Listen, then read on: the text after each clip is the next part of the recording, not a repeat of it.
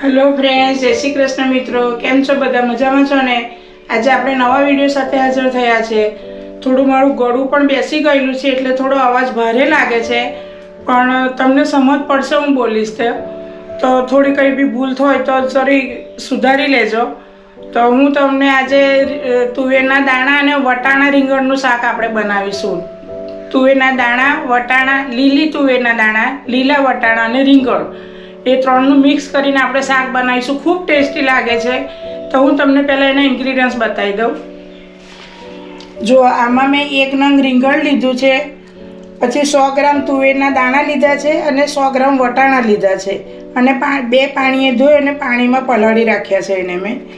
પછી 2 ચમચી આદુ લસણ અને મરચાંની પેસ્ટ છે, મીઠું છે, 1 નંગ ટામેટું છે, લીલા ધાણા છે, હિંગ છે અને રૂટિંગ મસાલા છે અને તેલ છે। અને આ હમણાં અત્યારે આપણે ગેસ પર કુકર મૂક્યો છે, એમાં હવે આપણે તેલ ઉમેરીશું। એકદમ ઓછા ઇન્ગ્રીડિયન્ટ્સમાં શાક બને છે આપણું અને છતાં બી ખૂબ ટેસ્ટી હોય છે। આમાં આપણે ખાંડ નથી ઉમેરવાની, ઓપ્શનલ છે। જો તમને ગળપણ ગમતું હોય તો તમે ઉમેરી શકો છો, હું નથી ઉમેરવાની। કદાચ કોકને ગળપણવાળું શાક ભાવતું હોય તો બી તમે 1 ચમચી એમાં ખાંડ ઉમેરી શકો છો।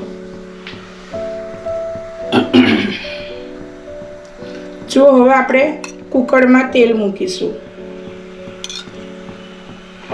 2 મોટી ચમચી આપણે તેલ મૂકીએ છીએ। હવે તેલ થોડું ગરમ થાય એટલે આપણે આમ આદુ લસણ અને મરચાંની પેસ્ટ સાંતળીશું।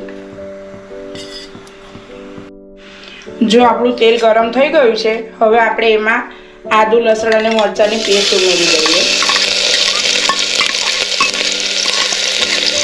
અને એને 1 મિનિટ આપણે સાંતળી લઈએ। હવે એમાં હિંગ ઉમેરી દઈએ આપણે। જો 1 નાની ચમચી આપણે હિંગ ઉમેરવાની છે।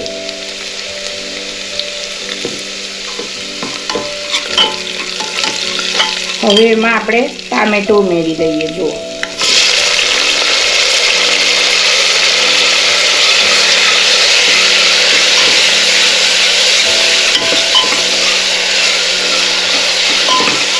ટામેટું થોડું સંતળાઈ જાય ત્યાર પછી આપણે એમાં શાક ઉમેરીશું। જે આપણે વટાણા, તુવેરના દાણા અને રીંગણ જે આપણે પલાળ્યા છે પાણીમાં એ એમાં ઉમેરી દઈશું। હવે આપણે મસાલા કરી લઈએ।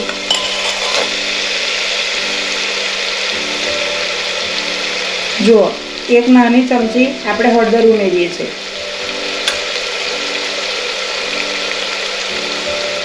1 ચમચી લાલ મરચું ઉમેરીએ છીએ, 1 ચમચી ધણા પાવડર ઉમેરીએ છીએ અને એને મિક્સ કરી લઈએ। ટામેટા પણ આપણા સરસ પોચા થવા લાગ્યા છે।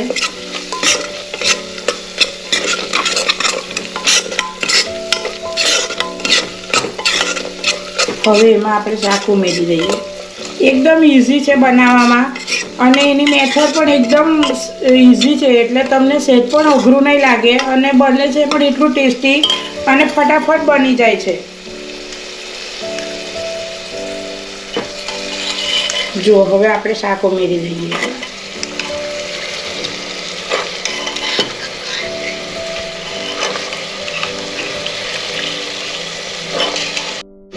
જો હવે એમાં આપણે અડધો કપ પાણી ઉમેરીએ છીએ। હવે એને આપણે મિક્સ કરી લઈએ। જ્યારે આ શાક બને છે ને ત્યારે એનો સ્વાદ એટલો સરસ લાગે છે। જો તમારે થોડું રસાવાળું વધારે જોઈતું હોય તો આમાં તમે અડધો કપ પાણી વધારે ઉમેરી શકો છો અને થોડું નહીં રસાવાળું કે નહીં થિકનેસવાળું તો બસ આટલો અડધો કપ પાણી ઇનફ છે આપણા માટે। તો ખૂબ સરસ શાક બનશે। હવે આપણે એમાં મીઠું ઉમેરી દઈએ। જો અડધી ચમચી મીઠું છે, બીજું એમાં ચપટીક ઉમેરીશું આપણે। ગળપણ નથી આપણે ઉમેરવાનું, એટલે મીઠું ખૂબ સાચવીને ઉમેરવાનું। તમે ગળપણ ઉમેરવાના હોય તો એ મીઠું થોડું આગળ પાછળ હોય તો એનું બેલેન્સ થઈ જશે ટેસ્ટ। હવે આપણે એમાં થોડા લીલા ધાણા ઉમેરી દઈએ।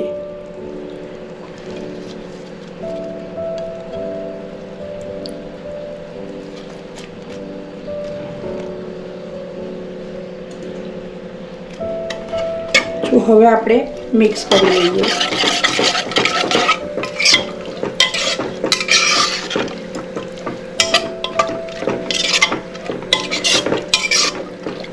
તમે રોટલા સાથે ખાઓ, ખીચડી સાથે, દાળ ભાત સાથે ખૂબ સરસ લાગે છે. શાક તો તમે એમ ખાયા કરો એટલું ટેસ્ટી બને છે શાક, અને સ્વાદ પણ એનો એટલો સરસ છે. જો આપણે એકલું તુવેરનું બનાવીએ છીએ એના કરતાં પણ આનો ટેસ્ટ અલગ લાગશે, અને એકલું વટાણા રીંગણનું બનાવીએ છીએ ને એના કરતાં પણ આનો સ્વાદ તુવેર રીંગણનો અલગ લાગશે તમને. એટલે તુવેર વટાણા અને રીંગણનું શાક ખૂબ સરસ બને છે. હવે થોડું ઉકળી જાય આપણે એટલે ગેસનો ઢાંકણ બંધ કરીને 3 સીટી વગાડી લઈશું ધીમા તાપે. જો આપણું ઉકળી ગયું શાક છે, હવે આપણે એને ઢાંકણ ઢાંકી અને 3 વિસલ વગાડી લઈએ. ધીમા તાપે જ વગાડવાની છે વિસલ આપણે, એટલે સરસ ચડીને સુવાળું સરસ થઈ જશે શાક આપણું.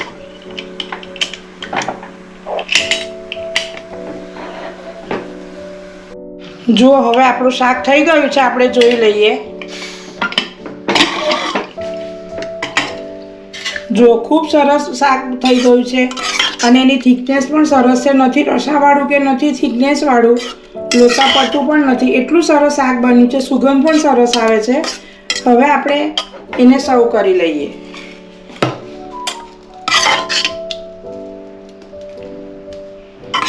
ખૂબ મસ્ત શાક બન્યું છે, સુગંધ પણ સરસ આવે છે, ખાવાનું મન થઈ જાય એટલું સરસ શાક બન્યું છે. આપણે શાક સર્વ કરી લીધું છે. હવે લીલા ધાણાથી આપણે એને ગાર્નિશ કરીશું.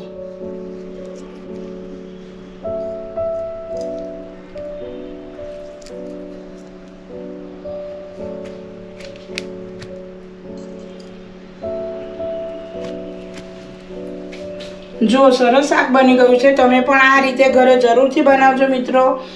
ખૂબ ટેસ્ટી બને છે ને એક અલગ શાક ખાવા મળશે તમને. સ્વાદ પણ એટલો સરસ છે. તમારે રોટલા, રોટલી, પરોઠા, જે નાન જેની સાથે ખાવો એની સાથે એટલું સરસ લાગે છે. બધા સાથે સરસ મજા આવે એવી છે. તો તમે જરૂરથી બનાવજો. લાઈક પણ કરજો મિત્રો, સબસ્ક્રાઈબ પણ કરજો. કમેન્ટ બોક્સમાં પણ લખી જણાવજો કે તમને કેવું લાગ્યું. હું બધા કમેન્ટનો રિપ્લાય આપું છું, તમે જરૂરથી કમેન્ટ કરજો. તો હવે આપણે નવા વિડીયોમાં મળીશું. બાય. જય શ્રી કૃષ્ણ.